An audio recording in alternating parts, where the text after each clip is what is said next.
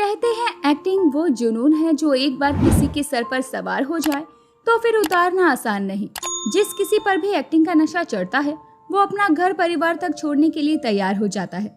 बॉलीवुड में नाम कमाने का सपना दिल में लिए हर साल हजारों लोग मुंबई पहुंचते हैं, लेकिन ज्यादातर को सिर्फ और सिर्फ निराशा मिलती है। मगर कुछ होते हैं जो संघर्ष की कठिन डगर को नापने में कामयाब हो जाते हैं और फिल्म इंडस्ट्री में अपनी पहचान बना लेते हैं।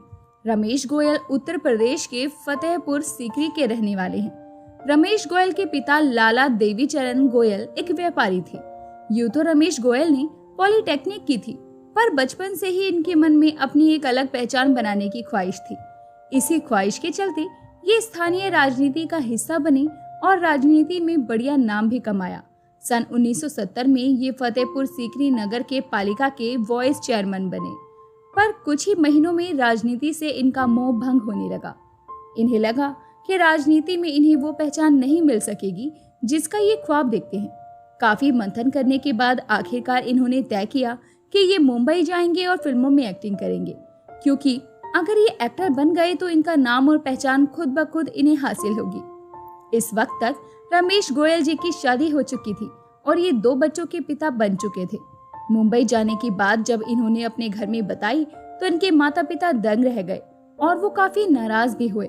माता पिता ने इन्हें खूब समझाया कि फिल्मों का चक्कर छोड़ो और अपने खानदानी बिजनेस को संभालो, पर अभिनय का नशा भला इतनी आसानी से कहां किसी के सर से उतरता है। सो ये अपनी जिद पर अड़े रहे और फाइनली 10 अक्टूबर 1973 की सुबह रमेश गोयल मुंबई पहुंच गए। मुंबई पहुंचने के साथ ही रमेश गोयल का संघर्ष शुरू हो गया। इन्होंने बेतहाशा गरीबी देखी। ये कभी रेलवे प्लेटफॉर्म पर सोए तो कभी फुटपाथ पर इन्होंने रात काटी। कई दफा तो ऐसा भी हुआ जब इन्हें भूखे पेट ही सोना पड़ता था। पेट भरने के लिए ये अक्सर गुरुद्वारों में चले जाया करते। इन सब मुसीबतों के साथ ही रमेश गोयल फिल्मों में काम पाने के लिए भी हाथ पैर मारने लगे थे। कई दफा तो इन्हें देवानंद और हेमा मालिनी की फिल्म जाने मन में क्राउड में खड़े होकर नारे लगाने का काम मिला। इसके बदले में इन्हें 13 रुपए मेहनताना मिलता था। इसके बाद कई दिनों तक इन्होंने इसी तरह क्राउड में खड़े होने का काम किया। इनके मुंबई आने के 1 महीने बाद ही इनकी पत्नी और बच्चे भी इनके पास मुंबई आ गए। ये तो किसी तरह फुटपाथ पर और प्लेटफॉर्म पर सोकर काम चला लिया करते थे, लेकिन परिवार को कैसे भला सड़कों पर रखते। तो इन्होंने कुर्ला की एक फैक्ट्री में सिक्योरिटी गार्ड की नौकरी शुरू कर दी और परिवार को लेकर एक झुग्गी में रहने लगे। रात में ये अपनी सिक्योरिटी गार्ड की नौकरी करते और दिन में फिल्मों में काम पाने के लिए संघर्ष करते।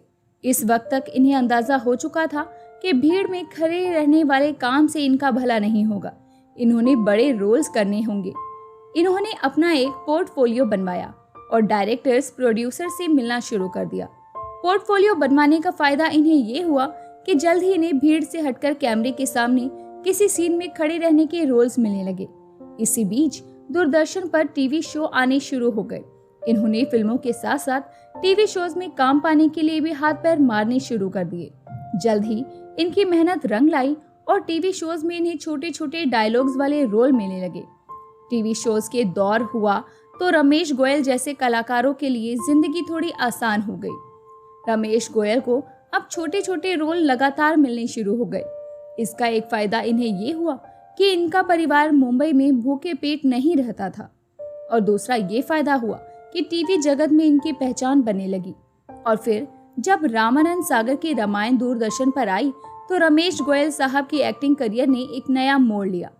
रामायण में रमेश गोयल को रावण के मामा मारीच का किरदार निभाने का मौका मिला। अब तक के करियर में रमेश जी ने 200 से भी ज्यादा फिल्मों में काम कर लिया था। बॉलीवुड के हर बड़े स्टार के साथ ये स्क्रीन शेयर कर चुके थे। ढेरों टीवी शोज में भी नजर आ चुके थे। कुछ वेब सीरीज में भी इन्होंने काम किया।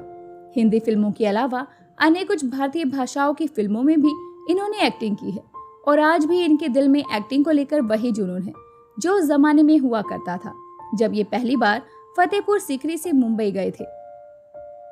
रमेश गोयल जी की कहानी ये साबित करती है कि अगर इंसान ख्वाबों को पूरा करने की जिद और लगन करे तो उसके लिए कुछ भी नामुमकिन नहीं।